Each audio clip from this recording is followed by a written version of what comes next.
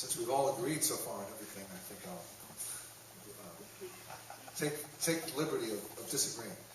In part as devil's advocate. One, we attacked Iraq in part, as you may recall, because there was unanimous agreement that Iraq presented a clear and present danger. It wasn't so much as part of the Islamist threat, but an autonomous separate threat, like North Korea is a threat, distinct from the Islamist one. And two, more profoundly, I wonder about your saying that we should take on the Saudis. What does that mean? I agree with you that Saudi Arabia, the Saudi government, is no friend, but I'd also say it's no enemy. We have a working relationship that goes back decades, from which both sides have profited. It is a rival, such as other countries have been. Its interests are different from ours, but overlap with ours. What exactly do you mean by taking it on? Overthrowing the regime? Seizing the oil fields? These are dangerous steps.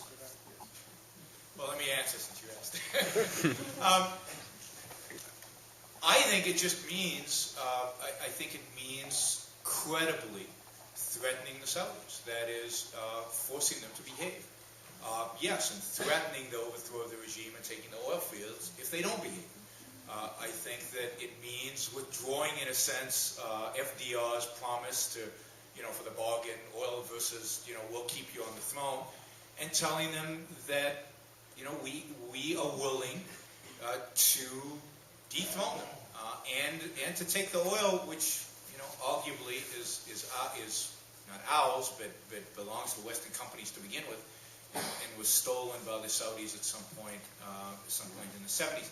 But so I think we could use, if Saudi Arabia was convinced that threat was a viable threat, I think there would be much more to stop the funding of terrorism, to stop the funding of the exploitation of Wahhabism, which is clearly sanctioned by their government. They are, in a sense, engaged in an act of war against the United States by exporting the Wahhabi ideology, and that needs to stop. And if it means using military force against them, then absolutely, I would be for using military force, but not in the way we used it in Iraq. And I guess that's a continuing. I don't believe in the kind of war we fought in Iraq, not only because I don't believe we should have gone to Iraq, but also because of the way we fought Iraq. I don't believe in what some of us have called... So play out the scenario. The Saudis ignore us, don't do what we want, so what do? I mean, we take the offer.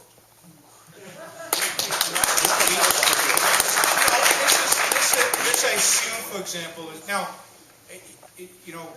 this is in a world where I have public support, because I acknowledge the fact that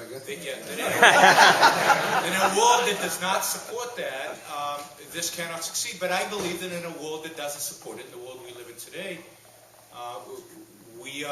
unless we can convince the public that those kind of measures are justified and need to be taken, we're not going to win this greater battle. I think the battle is to a large extent to convince people that this is something that can and should be done, that proper war needs to be fought, and that America should be in a position, and the American public should be willing to accept that kind of assertiveness. And fighting a war like we have in Iraq is not helping our cause, it's hurting our cause, because fighting a war where kids are dying for no perceivable reason, no perceivable reason by the American public, and I think the American public are completely justified in being so skeptical about the war in Iraq. Because what are we achieving? It's not clear that there's any goal, that there's anything to be achieved. I personally believe that we're handing Iraq over on a silver platter to our worst enemies. The Shia government in Iraq is no friend of the United States. Indeed, it might be a worst enemy, probably is a worst enemy than Saddam Hussein. It's an Islamic totalitarian regime that we're handing it over. So, we're not helping our cause for a proper war by fighting the kind of war we're fighting in Iraq. Indeed, we're dramatically hurting our cause by doing so. Okay, but final point. Yes. You yourself acknowledge the difference between what you ideally would like to do and what is practical. You've criticized the Bush administration for not doing what you wish it would do, but implicitly you've acknowledged that it couldn't do that President Bush would have been probably impeached if he did what you call for. So you're you have it's a theoretical critique that has no practical utility. Given the world we live in and the views of Americans that do exist, what do you actually propose to make vis-a-vis civil agreement? I mean, given that I am not in a position of power, but in a position of advocating, I believe that what we should be doing is to advocate the right course of action and try to convince the American people to do it. Now, I happen to believe that in the days after September 11th, if George Bush had taken the right tactic, have identified the enemy, explained to the American people what needed to be done, there would have been support for a much, much tougher stance and a much, much tougher war, which there was, for example, for Iraq. I mean, his popularity was very, very high the days before Iraq.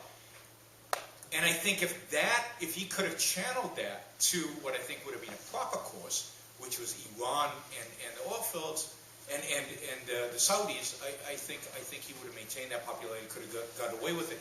But as an advocate, I'm advocating for what I think should be done, not for what I think George Bush or any specific political leader can do at any particular point in time.